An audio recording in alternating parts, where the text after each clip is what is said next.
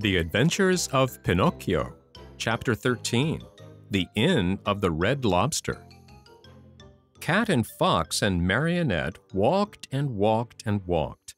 At last, toward evening, dead tired, they came to the Inn of the Red Lobster. "Let us stop here for a while," said the Fox, "to eat a bite and rest for a few hours. At midnight we'll start out again, for at dawn tomorrow we must be at the Field of Wonders." They went into the inn, and all three sat down at the same table. However, not one of them was very hungry. The poor cat felt very weak, and he was able to eat only 35 mullets with tomato sauce and 4 portions of tripe with cheese. Moreover, as he was so in need of strength, he had to have 4 more helpings of butter and cheese. The fox, after a great deal of coaxing, tried his best to eat a little. The doctor had put him on a diet, and he had to be satisfied with a small hare dressed with a dozen young and tender spring chickens.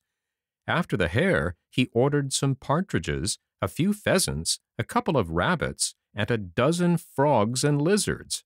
That was all. He felt ill, he said, and could not eat another bite. Pinocchio ate least of all. He asked for a bite of bread and a few nuts, and then hardly touched them. The poor fellow, with his mind on the Field of Wonders, was suffering from a gold piece indigestion. Supper over, the fox said to the innkeeper, "Give us 2 good rooms, one for Mr. Pinocchio and the other for me and my friend. Before starting out, we'll take a little nap. Remember to call us at midnight sharp, for we must continue on our journey." "Yes, sir," answered the innkeeper, winking in a knowing way at the fox and the cat, as if to say, "I understand."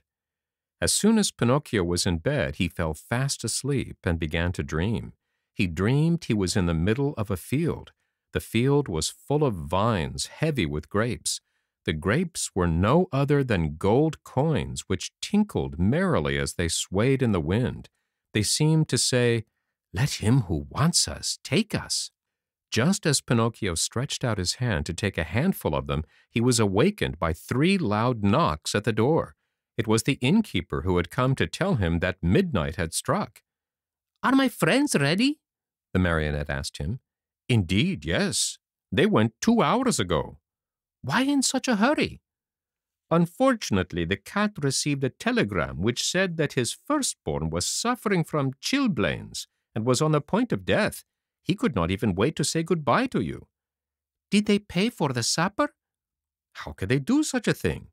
Being people of great refinement, they did not want to offend you so deeply as not to allow you the honor of paying the bill."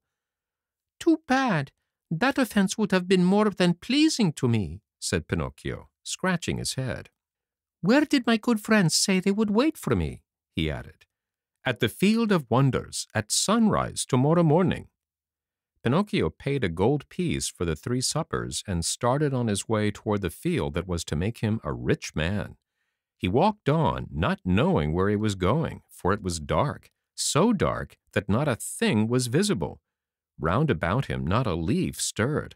A few bats skimmed his nose now and then and scared him half to death. Once or twice he shouted, "Who goes there?"